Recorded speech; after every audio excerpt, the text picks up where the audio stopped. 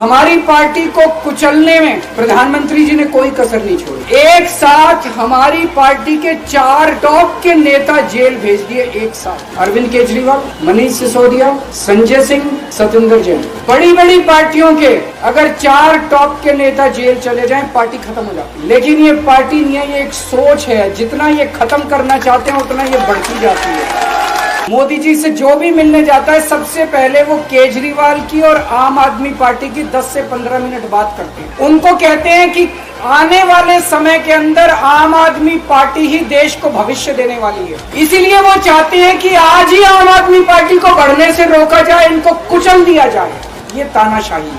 75 साल के अंदर इस कदर किसी पार्टी को और उसके नेताओं को प्रताड़ित नहीं किया गया जिस तरह से प्रधानमंत्री मोदी जी ने आम आदमी पार्टी को प्रताड़ित करने की कोशिश की। प्रधानमंत्री जी कह रहे हैं मैं भ्रष्टाचार से लड़ रहा हूं। देश के सबसे बड़े चोर, उचक्के और डकैतों को उन्होंने अपनी पार्टी में शामिल कर दिया। जिन लोगों को 10 दिन पहले मोदी जी कहते थे 70,000 करोड़ का इसने घोटाला कर दिया, थोड़े दिन के बाद उसी आदमी को अपनी पार्टी में शामिल करके किसी को डिप्टी सीएम बना देते हैं, किसी को मंत्री बना देते हैं और उनके सारे ईडी और सीबीआई के मामले खत्म कर देते हैं और कहते हैं मैं भ्रष्टाचार से लड़ रहा हूं। मैं मोदी जी को कहना चाहता हूं, भ्रष्टाचार से अगर लड़ाई लड़नी है तो केजरीवाल से सीखो। 2015 में जब दिल्ली में हमारी सरकार बनी थी, हमारे एक मंत्री का एक ऑडियो मेरे पास किसी ने व्हाट्सएप कर दिया। उस ऑडियो में मेरा मंत्री किसी दुकान वाले से 5 लाख रुपए मांग रहा था। मैंने अपने खुद मंत्री को सीबीआई के हवाले कर दिया, जेल भेज दिया था अपने मंत्री। ये होती है भ्रष्टाचार के खिलाफ लड़ाई। केजरीवाल को क्यों गिरफ्तार किया? केजरीवाल को गिरफ्तार करके उन्होंने एक मैसेज दिया है सारे देश को कि अगर मैं केजरीवाल को गिरफ्तार कर सकता हूं तो किसी को भी गिरफ्तार कर सकता हूं। एक बेहद खतरनाक मिशन चालू किया हुआ है प्रधानमंत्री जी ने, बहुत ही खतरनाक।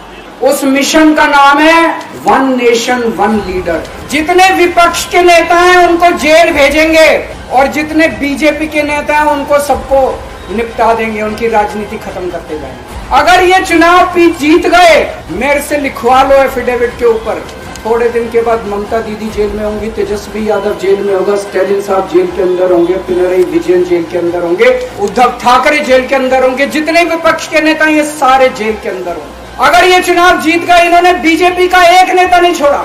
आडवाणी जी की राजनीति खत्म कर दी इन्होंने, मुरली मनोहर जोशी की राजनीति खत्म कर दी, सुमित्रा महाजन की, शिवराज सिंह चौहान जिसने मध्य प्रदेश का चुनाव जीत के दिया इन लोगों ने, शिवराज सिंह चौहान ने उसको मुख्यमंत्री ने बनाया, उसकी राजनीति खत्म कर दी। वसुंधरा राजे की राजनीति खत्म कर दी इन्होंने, खट्टर साहब की राजनीति खत्म कर दी, डॉक्टर रमन सिंह की राजनीति खत्म कर दी। अब अगला किसका नंबर है?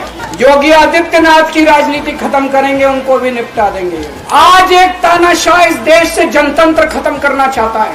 आज एक तानाशाह इस देश से लोकशाही खत्म करना चाहता है। मैं पूरे तन मन धन से लड़ रहा हूँ, संघर्ष कर रहा हूँ उस तानाशाह के खिलाफ। 140 करोड़ लोगों का साथ चाहता हूँ। 140 करोड़ लोगों से भीख मांगने के रहा हूँ, मेरे देश को बचा लो, मेरे भारतवर्ष को बचा लो, मेरा भारत बहुत। मैं एक दिन में 24 में से 36 घंटे काम करूंगा, पूरे देश भर में घूमूंगा इस तानाशाही को रोकने के लिए। दोस्तों, जितनी मेरे अंदर ताकत है, मेरा सब कुछ कुर्बान है देश के लिए। मेरा तन मन धन सब कुछ कुर्बान है मेरे देश के लिए। मेरे खून का एक एक कतरा मेरे देश के लिए, मेरे शरीर का एक एक कतरा, मेरी जिंदगी का एक एक पल मेरे देश के लिए। मेरे देश को बचाने के लिए मैं पूरे देश में जाऊंगा। दोस्तों, मेरा अपना आकलन है कि 4 जून के बाद इनकी सरकार नहीं बन रही, मोदी सरकार नहीं बन रही है। केंद्र में इंडिया गठबंधन की सरकार बन रही है। आम आदमी पार्टी उस सरकार का हिस्सा होगी। दिल्ली को पूर्ण राज्य दिलाएंगे। दिल्ली का एलजी लोगों का एलजी होगा, दिल्ली का एलजी दिल्ली वालों का एलजी होगा। गुजरात से आया हुआ अभी। दोस्तों, केजरीवाल को कभी किसी पद का लालच नहीं हुआ। मैं आप मंत्री, मुख्यमंत्री, प्रधानमंत्री ये सब बनने नहीं आया। आज मैं अगर दिल्ली की जेल के अंदर रह के दिल्ली की जेल से इस्तीफा नहीं दे रहा, वो इस तानाशाही के खिलाफ संघर्ष कर रहा हूं, इसको समझ लेना।